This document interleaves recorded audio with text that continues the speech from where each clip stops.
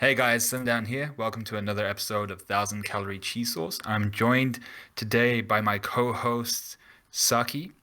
Say hi to the world. Hello, everybody, and welcome. Mm. And today, what we're going to be discussing, actually, we can even touch a little bit on the Super Bowl because I don't think we've not spoken about that, have we? We spoke about the contenders of the Super Bowl, but we didn't speak about the actual event, what went down, and what our thoughts were. But the main topic of today will be the Nintendo Entertainment System, the NES, and the games that we played on it when we were younger. What we remembered, the difficulty of them, sometimes maybe not so difficult, sometimes absolutely butt clappage difficult. And then our memories of it and how we came across them. So first, let's go through the Super Bowl. Let's go for your thoughts first. The two teams, LA Rams, Bengals. What were your thoughts on either of their performances? Um, Leading up to it, I must have mentioned it beforehand, but the matchup in itself was a pile of shit. I don't think anybody thought in their right mind, apart from probably the fans of those teams, that they were the best team that year. LA Rams were up and down. Um, yeah, they just had a really good matchup throughout the playoffs. I reckon if they had to play the Packers, they would have got their ass kicked. Especially if they were playing at Lambeau. Although I will say the Packers are a complete letdown. Every single year they somehow manage to find a way to lose in the playoffs. Chokey McChoke, man. Yeah, A they, bit they like the are they Saints. are the Yeah. definition of choke. They for the last 3 years at the very least they've had what I've considered the best team in the league. Mm. Um, and like the excuses of like, oh yeah, Aaron Rodgers doesn't have a defense. Bollocks. He's had one of the better defenses. I would say at very minimum smack bang in the middle, 16th, something like Yeah. that. Yeah. I Um, think I'm not sure. I didn't actually check the stats. I'm pretty sure his defense this year was top 10-ish, I think if they've been, not yeah. I was 11 or being very 12. nice. I think they're a top 10 defense. Stats be damned. Mm. They've been a top 10 defense. I mean, I'm sorry, but like in the NFC Championship last year, even though they got their asses kicked in the first half and the beginning of the third quarter, the Bucks they were kind of playing a bit loose, and his defense got him three turnovers, and he did jack with it. I think they were saying he got 6 points off of it, and then like the offense got going. But like I was just like, you know what, Brady's not exactly playing brilliant right now. He's having a spell where he's not playing very good. I think it was three drives in a row. He got picked off. I don't think Mm. that's happened in his career, let alone playoffs or wherever. Like if somebody picks off Brady three times in a row, you're probably gonna win that game. But because the Bucks were so far ahead, like I say, I think they were kind of playing fast and loose. All the interceptions, you can look at interception as a number, or you can look at it as a situation. The situation was the Bucks like to throw deep, and Brady just chucked them up in their end zone essentially. So they were relying heavily on our defense by saying, "You're gonna have to go down the field all the way." And where I think at that point in the game, the Bucks were leading 18 points. I think this was after they come out from the second half, and they fumbled the ball. The Packers did, remember? And the Mm. Bucks basically scored straight away. Yeah. But there's teams that should have been in the Super Bowl that shouldn't have been the Rams, and definitely the Bengals. All the way throughout, it was them taking advantage of stupid mistakes that better teams were making. Tennessee should never have lost to the Bengals. Yeah. What was it? How many times they sacked Burrow? Was it 7 or 8 times, something like that? Tennessee 9, I Nine think it nine was. times, yeah. They sacked Burrow 9 times. You're gonna win that game, but Ryan Tannehill, the quarterback, decided to play like trash and threw three interceptions in the game, and that's what ended up losing the game essentially.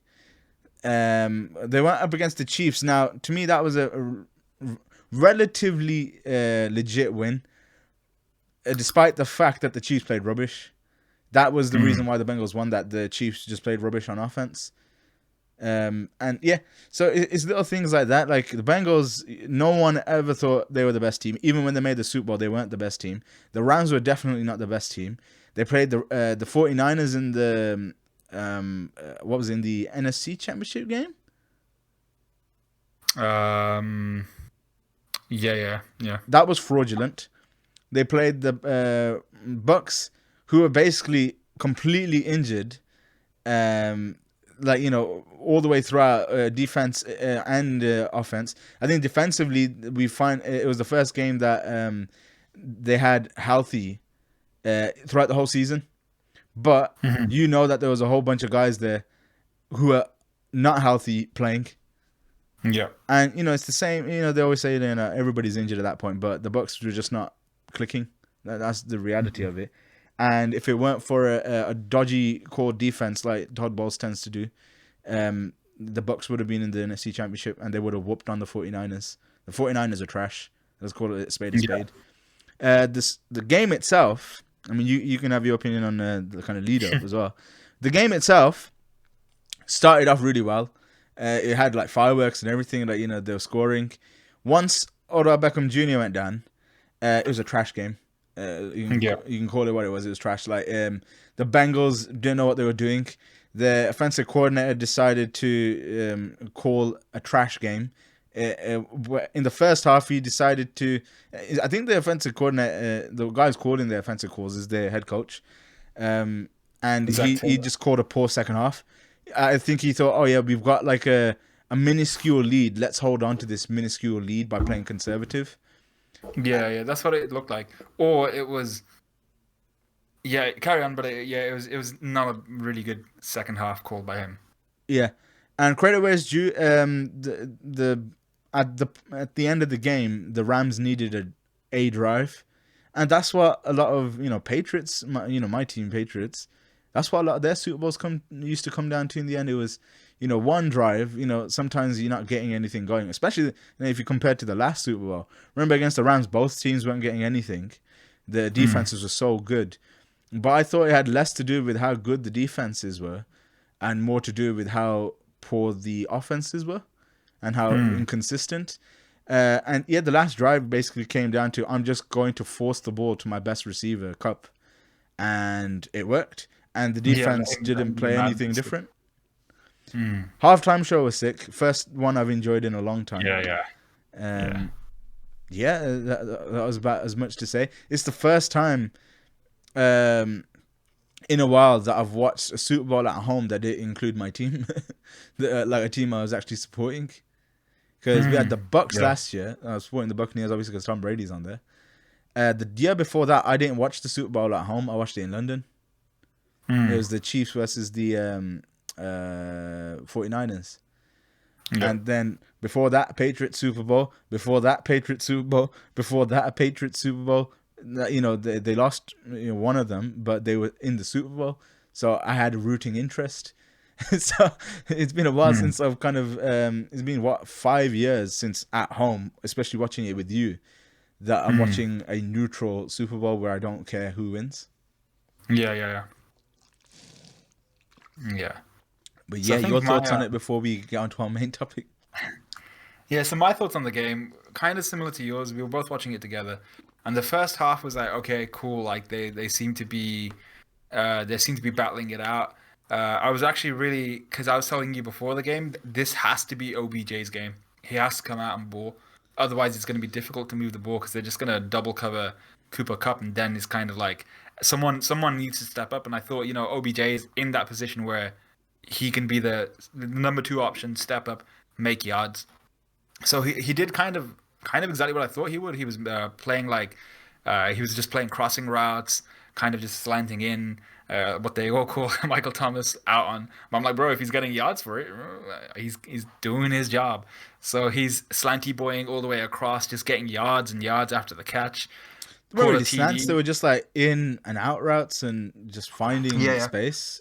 They're really Yeah, good. well, one of them was like he was just kind of covering an underneath route, and either the linebacker picked off the DB or something like that, and then that was the one where he just kind of ran towards the sideline and just kind of got yards and yards after that.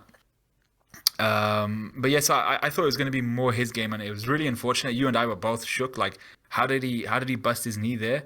And I think players once again were calling out the fact that turf, like your feet or your studs catch on it a bit awkwardly. So they're saying, man, we need to get rid of turf. We need to put grass back in stadiums. I'm not sure how much of a difference that would make. I don't know what the stats are, but surely the players seem to have something that they're aware of. I don't know If they can because grass. I think they're chatting a bunch of bollocks because I think most of the stadiums, if not all of them, have got turf now. So a lot of these Every players would stadium not know how it apart feels like to play from grass. I would think. every stadium apart from Green Bay, I think Lambeau has a mix Yeah. So how? of grass. So my question is, I didn't see anybody complain. I'm not sure where you saw that, but I never saw It anybody wasn't a lot of complain players. about It it. was like one player in particular. I forgot what his name was, but he got a whole bunch of likes, and I was like, really? Like, Yeah, I think he's chatting about his ass. Like yeah, there's some certain stadiums, Washington, who've got issues on their turf itself, but the actual material understood. itself, I've not really heard many complaints. Um, Mm. you know The New the York one, as well, the Jets, their stadium has isn't that meant to have some bad juju on it with the turf as well? I don't know because they share their stadium with the Giants, remember, and that's a relatively modern stadium. I say relatively because SoFi is the newest one, I think. Yeah, I Um, thought there was like was Actually, it I this year think or was it a couple of Las years ago where they had Vegas's like one a is probably the newest one. Actually, now that I think about it, yeah, because they or just moved. the Chiefs one. Nah, nah, Has nah. that been moved? Arrowhead Stadium. That's been there for a while. No, because I thought they were making a new one, weren't they? But No, I the can't remember. Falcons. The Falcons had a new stadium. Remember? Okay. But yeah, so continuing with the game. Yeah, I thought it was OBJ's game to kind of go off. He wasn't being covered by, I don't think, their top DB, who was a Awuzie. And he was actually playing really well, Awuzie. And then we had our boy from the Saints, skirt, Eli Apple, who I thought was actually playing okay to begin with. But then kind of second half came, and the second half team for the first time in a long time, the Bengals didn't actually do anything in the second half.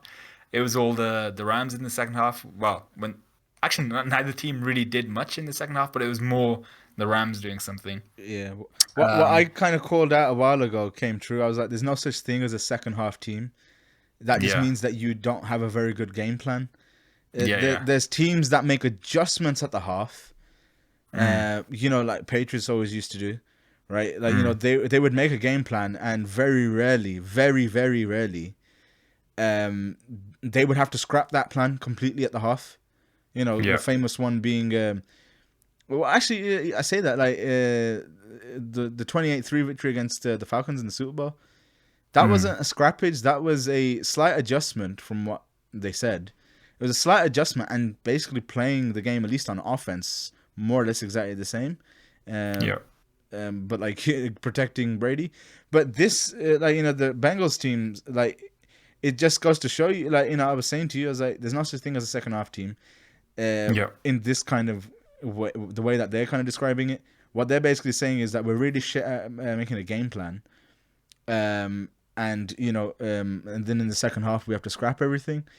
This Yeah. time was different because their game plan looked like it was amazing in the first half, Yeah. Yeah. It and is. then they decided to just play completely boring, uncreative Yeah. um, So that's the point I was offense. gonna make, which was, but it wasn't just the Bengals. So the Bengals had like a couple, maybe two to three good drives and really nice, well played drives in the first half, and we were like, ooh, if they play like this, the Rams didn't really know what to do because they were throwing fast throws. Burrow wasn't taking too long. He was getting pressured, but he was making sure to see that pressure and understood that he didn't have much time. And then this is the issue I had with the Super Bowl as a whole. Both QBs and both kind of offensive coordinators just decided, yeah, but we're gonna take a rest here. Or we're not even take a rest. We're just gonna be bad at what we do, because Burrow stopped being able to like throw passes, and he wasn't making particularly great throws. And the Matt Stafford, he didn't have a particularly great Super Bowl. That drive was good. Other than that, I don't think the two throws to Cooper Cup to get the TDs. One of them was on that last drive. Yeah, they were good, but Stafford also threw two INTs, really bad INTs, and I was like, he's not having a great Super Bowl. He's thrown for about 280-ish yards, three TDs, but two INTs at really bad times. And there were a few throws, like even the one where Odell actually tore his ACL, I think it was. That wasn't a particularly great throw either. So I thought it was really weird because both, well, the QBs weren't playing particularly great. Burrow suddenly kind of he's started to not understand the assignment. I The personally think assignment for the him, moment was too big for him. The guy who they were like, comparing to Brady. The moment yeah, was too big for him. He looked like he shook, like he didn't know what he was doing. Like there's a yeah, difference between having a calm face and knowing what you're doing, and having a calm face and not actually having a clue what you're doing. yeah, yeah, Yeah, and it's yeah. like But yeah. So but to the issue kind I of had summarize it, with yeah, Burrow in particular, the issue I had with Burrow in particular, and apparently none of the coaches gave him a heads up and told him this. It was, dude, stop taking sacks. Because to an extent, and this is what all the experienced QBs will do, the Bradys, the Breezes, the Elis, the Paytons, all of these guys, they won't, if they know they're about to get sacked a million times, because they'll know. Every experienced QB will know, okay, this is my O line. This is my banged up O line in Burrow's case. And then this is the D line. I know how strong they are. I've seen them all season long. I know what to expect. So then there's the expectation of I can't hold on to the ball for this amount of time. Every experienced QB will be like, okay, at this point, I'm throwing it away or I'm checking it down. If my check down's covered, throw it away. But what Burrow was doing a lot of was holding onto the ball and getting sacked. I think in this game he got sacked how many times? Five, six, maybe more. 7 times probably. It was a Super Seven Bowl times. record, put it that way. Yeah, 7 times he got sacked, and some of them, yeah, he couldn't control. Maybe he could have controlled, I think, about 3 to 4 of them. He didn't throw the ball away once. I think we were Yeah, saying that's just yeah, poor quarterback play. But it yeah. is what it And the is. one time, the one time he threw the ball away was on their last drive on second down, and I was sat there thinking, I remember saying it to you. I was like, if there's one time you don't want to throw it away, it's on that last drive where you need every opportunity to go and score, and Yeah, that's the drive they lost on yeah. because they couldn't make 1 yard. Which was, by the way, that happened a couple times. They couldn't make 1 yard, so Oh I thought it man, was it was that a was bit the of a story of the weird Super game Bowl. to Yeah, it me. was a bit of a weird Super Bowl because the offenses completely lost creativity. It was literally just a shootout, but a shootout which With no wasn't really a points. shootout because they weren't really connecting. A shootout with no points because Yeah. after the beginning of the third quarter, I don't think they scored any points. The Bengals. Mm. Remember, they came out in the second half and they scored a touchdown straight away. Oh yeah. But by the way, Those were the last points. which was completely fraudulent. That was a scandalous TD because Was that that was was that the one? was that the face mask one. I think that was Oh, the face okay. mask one because it was on Oh, Ramsey again, who, by the way, would have had a pretty good game if he hadn't been face masked like that. yeah, yeah, true. Although he did get killed on The first the Jamar touchdown Chase beforehand as TD, well. yeah, yeah, Yeah, but yeah. yeah, overall good Super Bowl, good halftime show, Dre and all that business. I think we'll move on to the main topic of our video now. We can take a Mm. bit of time. Yeah, so like you mentioned at the beginning, we're going to be talking about the NES, which wasn't really our first console. We're too young for that.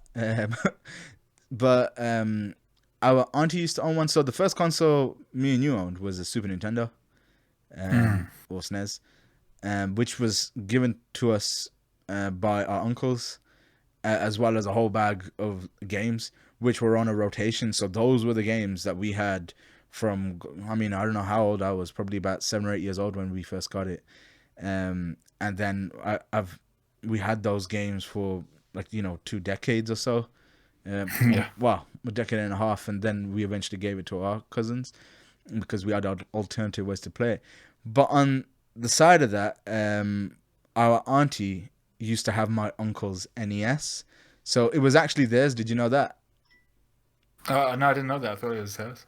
They once they got their Super Nintendo and they got PCs and stuff, they eventually gave the NES and a tower, a mountain of games, a mountain load of games to my auntie. And so whenever we used to go down her house, which was quite often because she only lives like 5 minutes away, we used to, if we had like sleepovers with our cousins or anything like that, which we did a couple of times here and there, we used to inevitably play on the NES quite a lot. So yeah, just want to go through some memories, kind of walk down memory lane. So Mm. the game that I probably um, remember the most, apart from the obvious classics like Mario, um, is Bubble, because I used to play Yeah. that with my auntie quite a lot.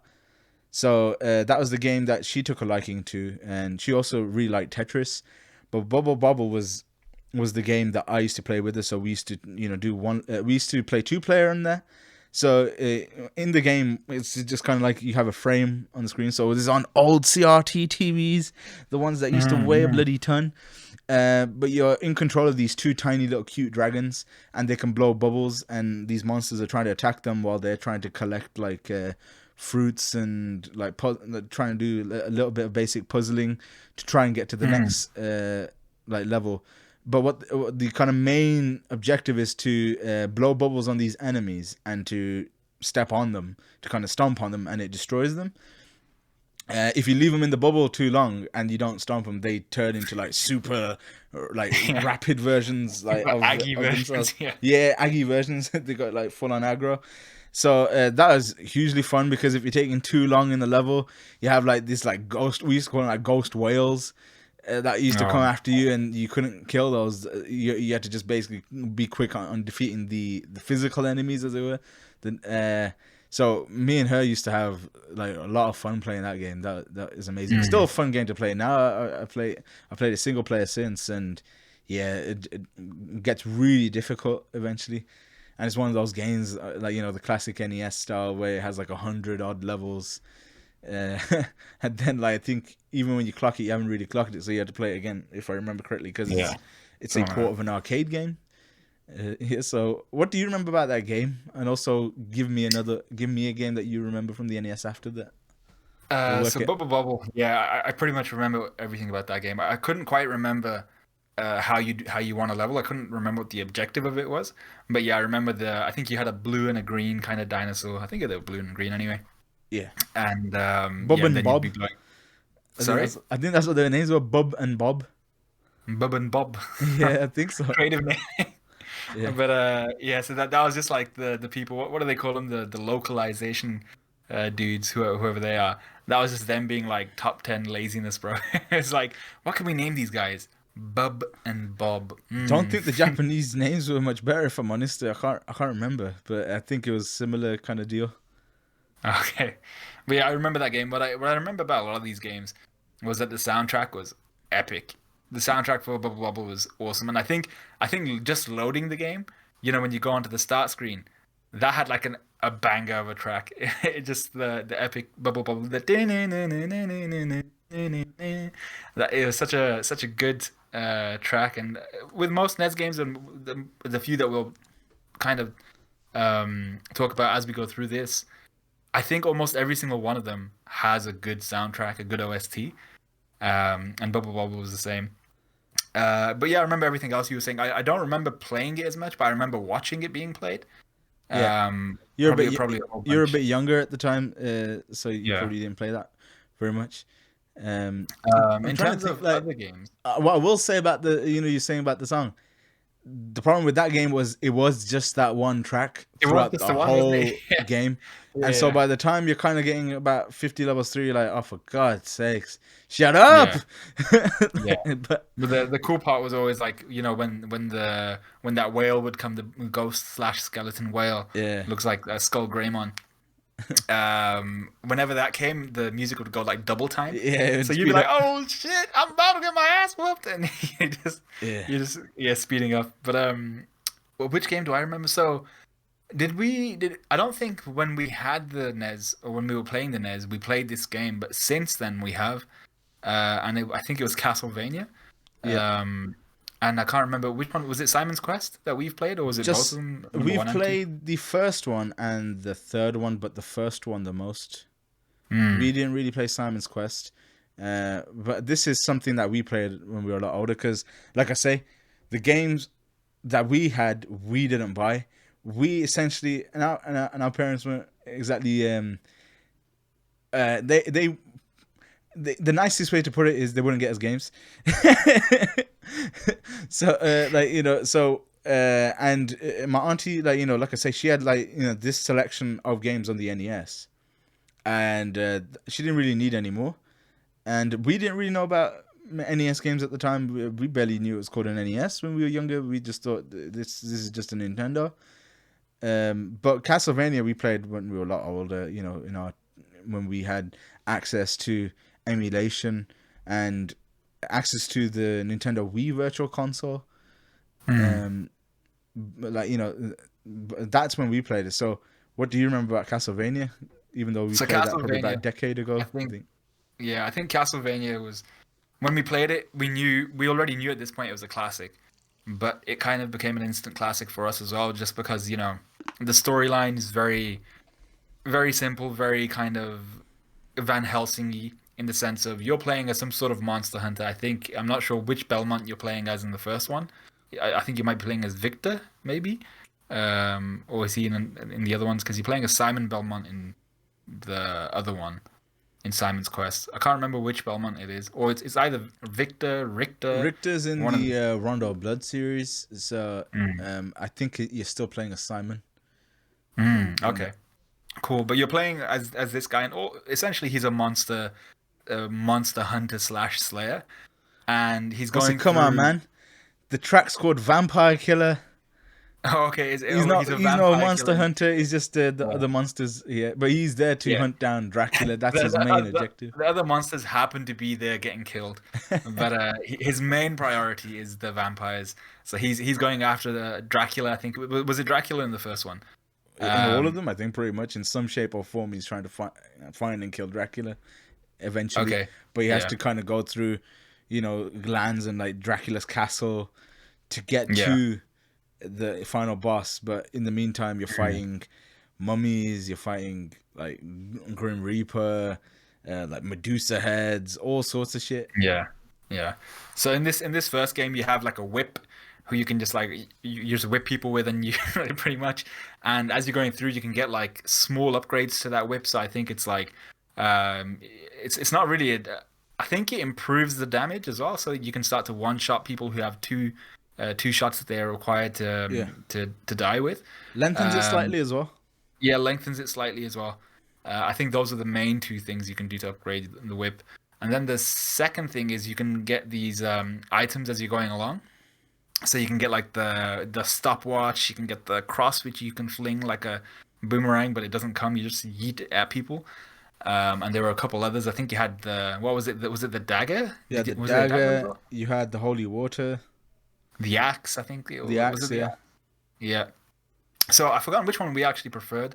Was it the dagger? It might have been the it dagger. I depended can't on the remember. situation, but the dagger Yeah. was a good one.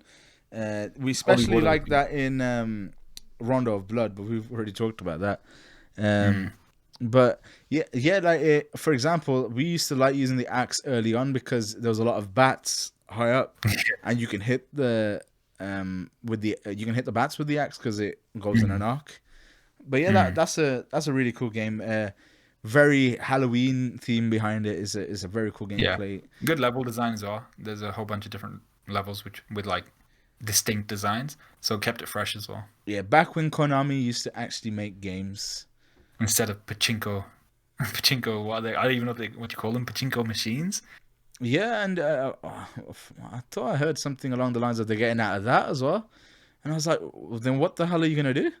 Because as Mm. far as I know, they've got Pro Evo still going, right? Hmm. And that's going down the toilet because that's just not really. I've not really heard many people like keep up and talk about Pro Evo on the same level as FIFA anymore. And yeah, the only other things that they really kind of get up to is occasionally bring out the remaster on Switch or something like that of a collection of their games. They seem to have given up on Castlevania entirely. They had like the Lords of Shadows games, which I don't think they were like hugely reviewed well, but they were okay from what I could tell. Never played them, but they're giving up on that series and all the other stuff. Yeah, that aside, yeah, it's a very good game. If you guys have a chance to play it, play it. Um, Another game that I like to talk about is well, actually, it's two games which as I got older and I started, when YouTube came along, and we had the Angry Video Game Nerd and his amazing series of videos. and he actually did a review very early on of two games that I played when I was a kid. I didn't really consider them bad games. I just thought they were NES games. I don't think we really had a very good appreciation of what was a bad game back in the day. The only thing that Yeah. we'd consider a bad game was if we didn't know what the hell was going on. Like I remember we used to play like Vortex. Vortex, bro. Remember on the Super Nintendo Syndicate, we had no Oh, idea what the hell was going on. yeah, there was a couple of games that we inherited that, 99% of the games that we had were inherited. I think the only game that we purchased when we had a Super Nintendo was Mega Man X. Mega Man X, yeah, and yet, yeah, I can't actually think of any other game that I purchased. Nope. no idea. But yeah, like there was a couple of handful of games where you just be like, yeah, this is you knew it was a bad game as a kid because you had no clue what you were doing.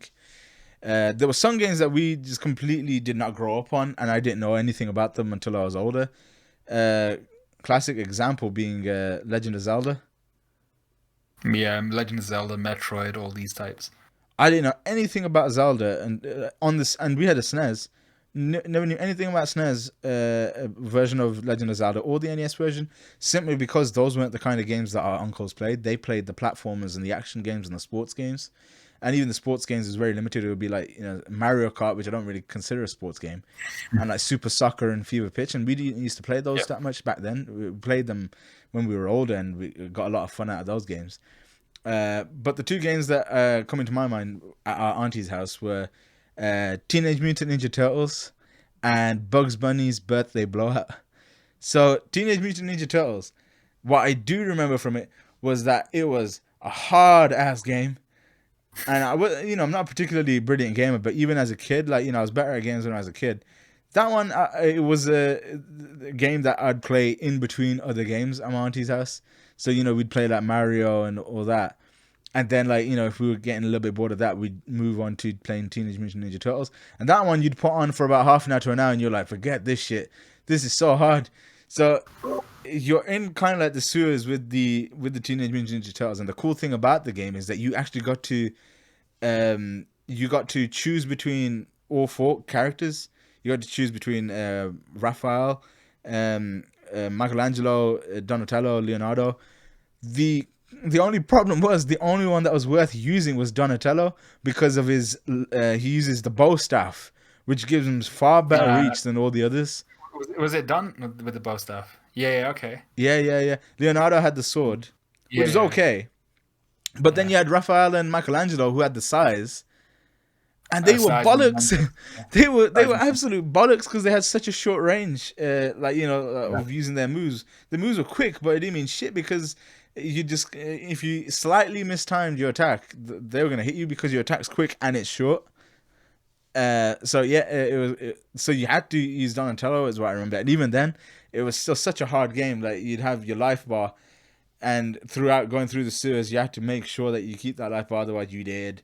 Music was sick in that game as well, like very kind of like rock, like very kind of rock influenced. Hmm. What do you remember from that game? Because you would have been quite young. Yeah, I actually don't remember like playing that game. I remember the AVGN, the Angry Video Game Nerd episode of that. But playing it, I don't think I can recall any of that. Yeah, Bugs Bunny's Birthday Blowout was in the same vein. That was a relatively hard game, not as hard as TMNT. That was quite a fun game. Like you got to see a lot of the characters that we grew up with. We didn't grow up with Teenage Mutant Ninja Turtles as much as Looney Tunes, I don't think. Yeah, Because I think that was more my uncle's generation. The guys who grew up in the 80s. We grew up in the 90s. And even though TMNT was around, I don't think we got as into it as them guys did back then. yeah. And we kind of got reruns and like of the shows that they grew up on. But yeah, Bugs Bunny's Birthday Blowout was a fun game. Game mechanic was really fun. Hard game. That one was one that I used to play with Monty as well. So good memories with that game. Mhm. So give us another game that you remember, and if anything, do you remember anything about Bugs Bunny as well? Yes, I remember Bugs Bunny's Birthday Blowout. And I remember that because it had similarities to Super Mario in the way that the game was like a platformer. I think you still had like boxes and stuff like that which you could break. So I remember a little bit of Bugs Bunny's Birthday Blowout. In terms of other NES games, I don't think I can actually recall any because I think that's literally where my recollection probably ends, unless you name a few which I remember. There's definitely a few that you've played. Another one that you would have played is obviously um, the all three Mario games. Yeah. So Obviously, the we Mario smashed Brothers those. games.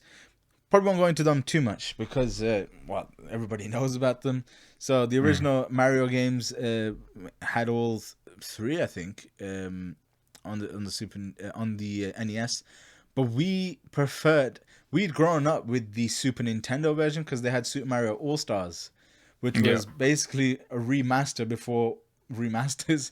Really, they remastered Mario Brothers 1, 2, 3, and for 2 it was a remaster of the Lost Levels, which is the Japanese version of number 2, and then the US version of number 2, which is the one where you pull out plants from the ground and throw them. Oh yeah. With the So weird like, so you'd have Luigi with his own power set, Peach with her own yeah, power set, so Mario. Yeah. yeah, the way it worked was, so the original Super Mario Brothers game was, stand your platformer. So when the second one came out, it was a harder. It was basically the same thing as the first game. That's what they did in Japan. So it was exactly the same as the first game, except it was solid, and they did little things to kind of make the game harder. Like they had purple mushrooms in the game, which Mm. if you touch the purple mushroom, you die straight away. Yeah. Harder Uh, jumps, harder level design, all that type of yeah, stuff. harder level design. They had wind and all that stuff. The problem Mm. was when they sent it to the US and say, "Hey, what do you think? Play test this game." The playtester was like, "This game's a pile of shit. This game's uh, abnormally hard," I'm and getting he my didn't. ass kicked. I think he enjoyed the game, but he was like, "I don't think the US audience, because video gaming was in its infancy, and they were like, I don't think releasing this game in our market's gonna be a good thing." And if I'm honest, I'd agree with him. This is before the time of, like, you have Twitch streamers doing like speed runs and all this. Yeah. It was before the time of that. This is video gaming in its infancy. Most people were playing it, with kids. We had an adult audience as well. I don't think as much, because a lot of audience now is people who grew up with games from the 80s, 90s, etc. So they decided, crap, we need to get a second game out because the customer retention for this is very small. They don't want to have too big a gap between the first game and the second game. So they took a game that was already out in Japan. I think it's called Doki Doki Majo Panic. You can watch like documentaries about this on YouTube.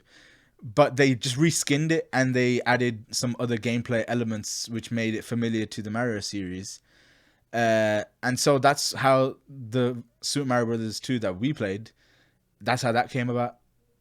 And in Mm. Japan, it's called Super Mario Brothers 2 US or something like that. Okay. And then the third one is the same game for both games. It's epic. The third one's the best one of the NES trilogy, in my opinion. The one where you actually can collect. You got the eighth world. You have 8 worlds. Oh yes, the Well, one with the overworld and stuff like that. As in, yeah, the one with the overworld. It's and you can collect. You can store your items, etc. But yeah, yeah. like Okay. I say, Cool. we grew up with the Super Nintendo versions of those and the remastered version, and it had like saves, etc. So it was quite a bit better. So that's our recollection mainly, I think, of Super Mario Brothers. But the Mm. one that I know that you did play, and we all played quite a lot of because it was just fun to pull out, was Duck Hunt. So tell us about Oh Duck yeah. Hunt, or what you can remember of it. Yeah. Yeah. So I think did we actually had the gun, didn't we, for Duck Hunt? It was our auntie, remember? So the Yeah. our auntie had uh, Duck Hunt, but yeah, she had the light gun, the orange and grey light Yeah. gun. Yeah. So Duck Hunt is pretty much exactly what it sounds like. You're presented with like, I can't remember the if there was music or anything. I don't think there really was because you were concentrating on like, projectiles. But essentially just imagine yourself in like a green field and something will fly onto screen, whether it's like a clay. I'm not even sure, a clay disc which has been Clay shot out, or pigeon, a yeah. duck. Yeah, a clay pigeon or a duck. I think that was like your bonus round. So you'd have like rounds where ducks would be flying in front of Mm. you, and remember it's got the music goes. Dun, dun, dun, dun, dun. Yeah, So they fly, yeah, and you have to use the gun to shoot on the screen. And the way that the technology worked was that the screen would flash, would go black in an instant, but where the duck is, it would be white. And on CRT TVs, that would be light. And I think the sensor in the gun would see if you're pointing towards the white section, and if it wasn't, you've missed. So it's yeah, quite inaccurate, but on CRTVs there's a little bit more. Since then, you can't play any of those light gun games on anything. yeah. You would think it would probably work on an AMOLED, but I don't think it does. But that's how the technology works. So you got to shoot down these ducks, and if you miss, then your dog pal laughs at you. Yeah, he just comes up from is the strangest thing. He'll just come up from beneath the frame, like amongst the grass. He's kind of hidden. He'll just come up and like just laugh at you, and you're just like, man, you get your ass back down Yeah, and go find me some ducks. But yeah, it was a good game, but it was very kind of old school, very repetitive in the sense of you're shooting either these ducks. I think you were trying to avoid shooting the clay pigeons. Um, yeah, and just shooting those damn ducks. yeah. And Those the extension clay for it. pigeons were like bonus rounds. So Yeah. that was the intention to shoot them as well, but I think that was just like another round to kind of keep things fresh. But the extension for it, the actual gun, it looked pretty cool if I remember correctly. It looked pretty badass because it was like gray and orange, I think. Yeah, they tried to. So the trouble that they were getting in at the time was, people were getting worried that they're being bad influence to kids. So the way they got around this was, hey, this is a gun, but if we color it orange and gray, it's a toy now, and you're just like, People are like, huh, okay, not not I'll buy it. not sure Give me about that two. one, chief. But that's basically how they got around it because there was plenty of consoles back then. Like the old like Ataris and all that, they had like realistic looking guns and stuff. So Nintendo, to kind of separate themselves out and to not get into trouble, they were like, "We're gonna color it like a toy." Mm, So like neonish colors, like not realistic colors. Um, mm. but it's a Gat, man. It still looks it looks Oh, like a God. Gat. Let's call it like But it is. yeah, so Duck Hunt was interesting. But I think you've played one other game on the NES, which I haven't, because I've only ever played X. But you played Mega Man, didn't you? You haven't played any of the Mega Man games, the original ones. Nope, I've only ever played. Oh, you need to play them. The Mega Man X games are superior. Like to me, like my preference is the Mega Man X games, having the it's just a refined experience to me because when you think about it, I think there were 6 Mega Man games on the NES that came out before Mega Man X did. Mhm. So it was a massive jump. There were things that they introduced in Mega Man X. So Mega Man is a platformer game, very difficult. The first two are okay difficulty, and I think the third one's quite difficult from what I remember, or the other way around. I can't remember whether 3 was harder than 2. It's been a while, but yeah, they're very very good platforming games where you're playing as like a robot guy. I think he's like an android type thing. He's like half human, half wherever he is. I never really figured out what he actually was. Do you remember? Yeah, I think Cyborg essentially. Yeah, cyborg, I suppose. Yeah. Yeah. Don't quote us on that, but he's basically like a cyborg, and he's got like an arm which has something called a Mega Buster on there, and that shoots out like lasers, kind of thing, like a little potatoes. It shoots out little It's a potatoes. pea shooter. Yeah, like a pea shooter that he's trying to defeat all these enemies. I can't remember the Mega Man storyline as well, but it usually involves kind of hunting down, going into these levels to defeat these robot bosses. And these robots each have their unique ability. Like you'll have one who can throw like metal saw discs out, and when you defeat them, you take their ability. Mm. So you can kind of alternate to a different ability after you defeated them, and you can throw said metal disc or something like that. Really cool concept, and there's like loads of them. Although Capcom seems to have forgotten about the series a little bit in recent time, they occasionally bring out like a new sequel. Mega Man X, they've completely forgotten about. Those fans don't exist Didn't they anymore. have like a few years ago now? Actually, they had that whole like anniversary thing with Mega Man where they released like I thought it was either a new game or like they released all remasters or something. I've forgotten what it was. They released them all on the Switch, and they got the Mega Man collection. They got Mega Man X collection and Mega Man ZX collection. So to their credit, they re-released their existing games. But I was just like, you haven't released a Mega Man X game, as in, I think the last one was Mega Man X8 on the PS2. You haven't Mm, released one since the PS2 era. mm. That's ridiculous. Yeah, Um, yeah. and I don't even think that had X in there. I don't believe. Like, don't hold me to that. It probably did. I haven't played it. I've only played up to 4. I'm still 5, 6, 7, 8 are still on my back catalog. Um, but yeah, like you need to play the NES ones, Yeah. especially the first 3 or so. I need to play the rest of them with you, and we can. We got it on the Switch. We got it Mm. on the PlayStation 4 as well. They're quite readily available these days. And if you guys haven't played it, get going on those. Those are really good platforming games. I'd recommend the Mega Man X games over the Mega Man games, but there's certainly no slouches either. Um, Yeah. yeah, another game that we can talk about. Just trying to think.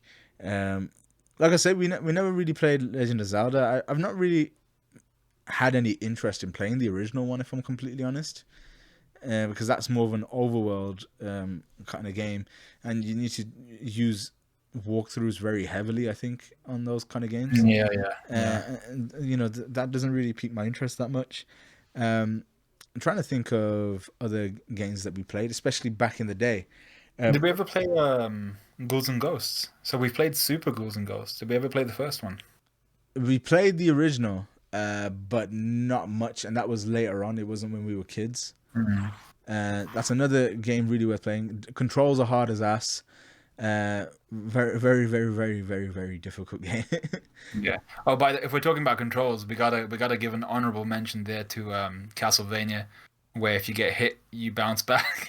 You Same, like jump backwards. yeah. Ghouls and Ghosts was more frustrating though. Remember though, Yeah, yeah, yeah, yeah. because the ways that the enemies you jump back in both series of games, but Ghouls and Ghosts was just it was ridiculous. Like Ghosts and Goblins, I think it's called as well. Like they Yeah. alternate between the names. Actually, they've released a new one for that, haven't they? Yeah, I'm not. I've not heard many good things about it by fans of the series. Mm. They didn't really like it. I would have thought that they would, but Mm. not really. But that's not to say that it's a bad game though, because from our experience, just because like fans or a group of people really liked something, Yeah, for instance, like Hades, it doesn't necessarily make it like a fantastic game or an amazing game that's or a true. bad game. And I've actually got it on my Switch, and we're gonna play it one day. Definitely gonna Mm. play that one day. We actually had a sit down session to play Super Ghouls and Ghosts, and that was really fun on the Wii U. Because obviously they've got the whole back catalog of Super Nintendo games. I'm trying to think of other games that we may have played on the NES. There's so many because there was like a whole bag of them, and I'm just trying to remember a few of them because it's been such a long time since we saw them. Uh, Were there any Contras? Were there any? so yeah, let's talk about Contra. We didn't grow up with Contra. We had the Super Nintendo version of Contra 3, but we've played a little bit of Contra since, and that's an amazing game as well. Hmm. Yeah. So yeah, on the Super Nintendo, it got to the point because you have to remember what it was called for us as well. It wasn't just Contra 3. We had Super Pro Protector Alien Rebels. Yeah. So We it just wasn't. called It it wasn't. Alien Rebels. That's all Yeah, we yeah. knew, as we never knew what Contra was. We just called this game Alien Rebels, and it was a game that I swapped with one of our friends, I believe. Okay. Yeah, so it was called Alien Rebels, and we were like, even if someone had told us this is a Contra game, we would have been like, "Aye, cool, my G." We don't know what that means at that point in time. Now we understand, but it was kind of like similar-ish to that Super Mario 2, or sorry, to Mario 2 on the NES, where it had like it was reskinned for some strange reason. I'm not sure whether this was to do with like, the fact that Contra had guns in it, and it was a Nope, pretty violent game. not so much. So the story goes, don't quote me on accuracy for this one, but it was to do with Germans from as far as so they had quite Okay. strict rules where they didn't want games depicting people killing people. Mm. And so they changed it so that they reskinned the characters so they were robots. So there were Yeah. robots killing robots, and that's how they got around it. And I think Yeah. instead of just releasing it for Germany, they just kind of blanketed it fully for Europe. Yeah. But even though this is technically not NES anymore, now it's Super Nintendo. But if you've not played, if even if you've played Contra 3, I would still recommend playing Super Pro Protector Alien Rebels or just Alien Rebels because of that reskin, because of that change.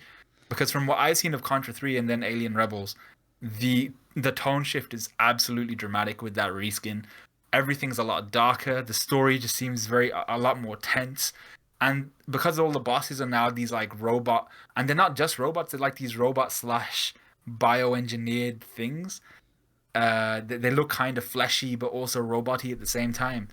It was such a really, really well designed game. Every boss was epic, looked cool. The music was always Yeah, sick. The I don't power think the ups were reskin good. is actually too different. Especially the bosses and stuff, very much the same. I think. Okay. But one thing that you didn't mention was how heavily inspired by Alien it is, and Aliens especially. Yeah. Almost a ripoff. So talk about some of them enemies. Yeah, so some of the enemies, like, there's one particular level where you're quite literally having to evade and fight against facehuggers. You're going through this like level, and the level design once again absolutely amazing. If it's the same in Contra 3, then you'll know. You're going through like this level which looks like you're going through the guts of this humongous monster or something like that. Everything is pulsing, everything is very kind of veiny and kind of artery looking. Like I said, everything's pulsing. It looks so cool. And from these kind of holes and stuff in these vessel walls are these face huggers which are just coming for you. And I was like, oh my, because by that time we would have watched it as well. And I was like, holy shit, face huggers, man. I'm so So surprised that they didn't sue them for that shit. It was like yeah. straight rips. Was there anything else that was very alieny? I think there might have been a couple things, maybe I can't remember, that looked similar to Alien. I feel like there was something that looked more The xenomorphy, but I can't the remember. the boss itself had the long ass head and everything. And like the Uh, walls, like they had like the kind of alien kind of design, like just like very kind of metallic. yeah, It, yeah, it, yeah, yeah. it's just the whole thing. Like it was very very alien vibes. But yeah, very good game. Like I say, play the original as well on the NES. That's very more like kind of in the jungle and that kind of thing. Kind of gives you Rambo vibes. Yeah. But I just saw a couple of games. I was just kind of looking up a list. Do you remember Loadrunner? Oh, Loadrunner, because we played Loadrunner and the fake version. Yeah, Yeah. that's right. Yeah, so But Loadrunner, that was the kind of the mining kind of one, wasn't it? yeah, so it was like it was a very strange game when you think about it, right? But there's a guy who can like it's like a platforming game, but he can make like pits, and like what you got to do is like you got these monsters kind of coming after you, and you make a pit and let the monster fall in, and then that hole fills back in again, and it kills the monster. And you've kind of got to get from point A to point B, and like I can't remember whether you had to collect something or not, Yeah, but there was always like a ladder, yeah, yeah. like going down into the next part of the level or the next level. But if you But you had to fall collect off things said along the way. ladder, or if you go onto a platform and then fall off, you dead. So you Yeah, had to deliberately go down or go up said ladder. And if you yeah. fell into the pit yourself, I can't remember whether you could get out or not. I think you Well, you used to you could get. just carry on digging downwards, right? But it was No, you about couldn't because you needed space. So there were times where you'd actually okay. get killed by your own pit. But Yeah, that yeah. that was a fun game as well. But here's one that's criminal that we don't remember because we used to play this almost all the time, and we never. I don't think we ever really clocked it. Kung Fu. Now talk about Kung Fu. Do you remember that?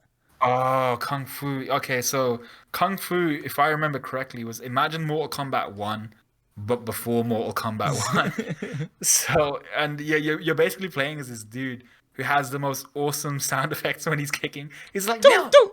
Yeah, no, yeah, That's with the punch. But what we've realized very early on when we were kids was, fuck the punch. There is no yeah, point punching. Similar to like our Teenage Mutant Ninja Turtle situation, you were basically limiting yourself in range. Your punch had a very short range. I don't think it was even quicker. I think it's slower to do that. But what we realized very quickly was the game was just use the kick and just use the kick and nothing else. yeah, yeah. So I think you were basically just playing as this dude who I don't even know if he actually like if he was fighting in the style of like a kung fu style, but We were he just was just fighting kicking, as this so dude. And God I knows think what style he was using. yeah, but I think it was very similar to like the campaign to Mortal Kombat 1, where you just go through that ladder. Actually, was that Mortal Kombat 2? I'm not sure if Mortal Kombat 1 had a campaign. Um, Yeah, but it's not really comparable. This is like it kind of reminds me a little bit of kind of Bruce Lee's Game of Death kind of thing, where you have to go from yeah, the yeah, bottom kind of. and then go to the top. So that is kind of like the structure of this game. Yeah. Yeah, and you just go basically fighting all these mandem. And was this one where there's like people running past you as you're going, and you whoop their asses, and then you'll come across a guy who's just like beefier, and then you actually have to have that like boss battle, and you Right at continue the end. going. So at the end of each kind of layer of the level, so you're going through, and there's people coming from in front of you, behind you, loading up with karate chops. Little babies Yeah, coming after you, and you're like, "What the hell?" yeah, Then like little bombs coming from the top, little bombs with dragons in there, yeah. like small dragons, like big dragons breathing flames. You know what this game actually reminds me of Awesome for some arcade game strange port. reason? It really reminds me of remember that movie Big Trouble in Little China? Yeah, yeah. It was That you're right. Yeah, that's exactly what it reminds me of as well. And it's yeah, probably it's because just we random kind of watched it shit. around this. It's probably because we watched it around that age as well. Like when we were playing those kind of games.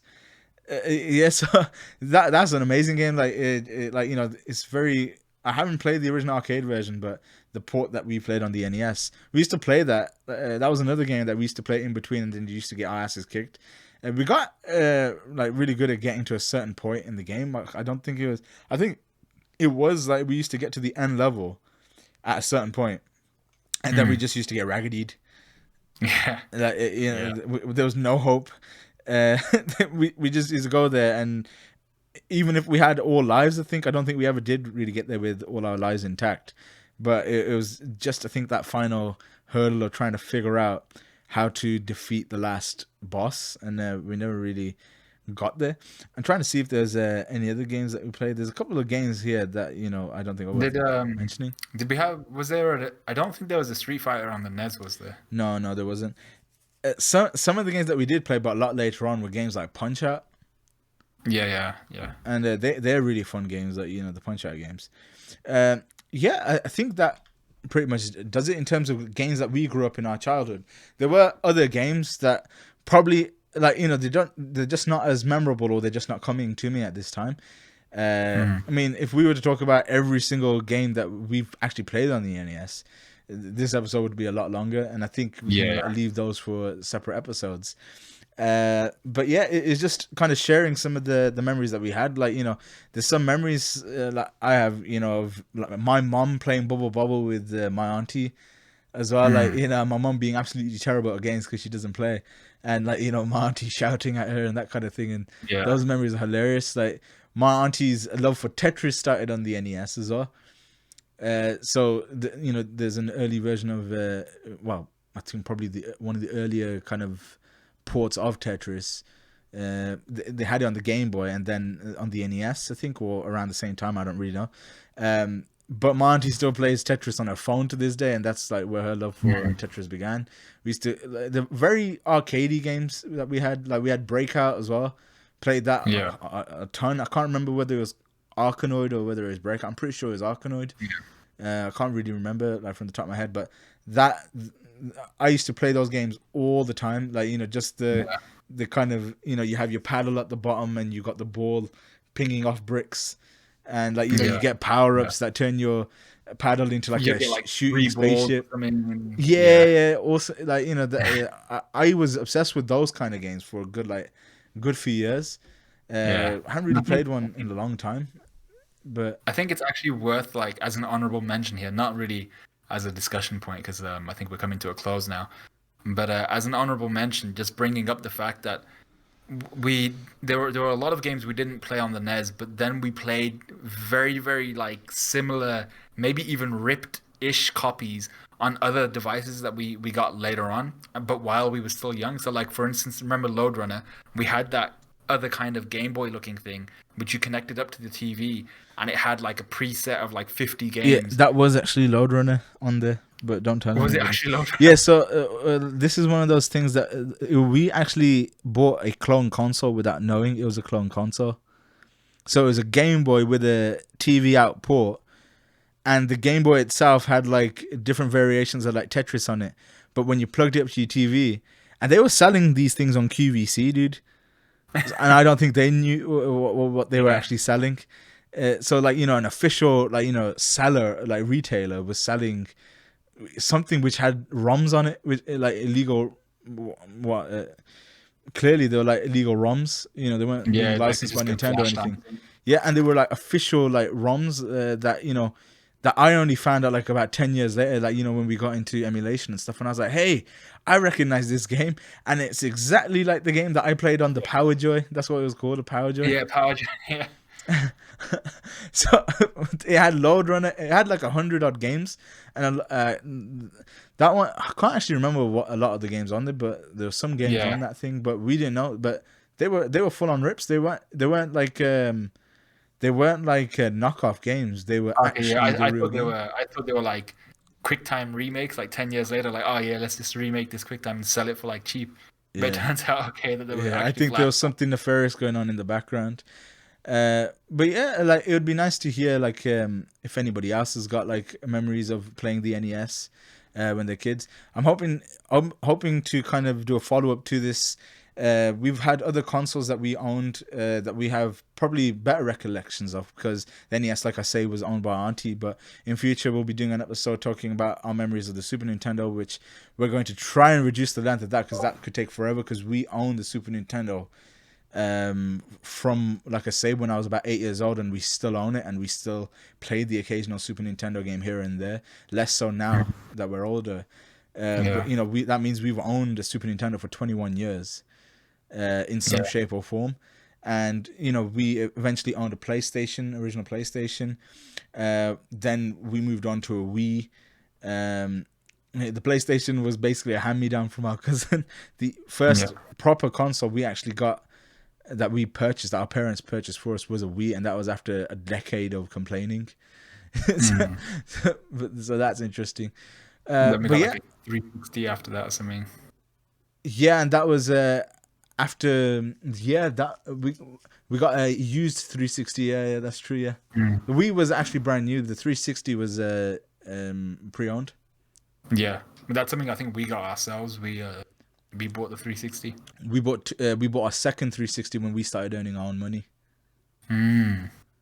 So we had a white 360, an Xbox 360, pre-owned, and then eventually we needed more storage space, so I bought the Xbox 360 Elite, black one. Mm.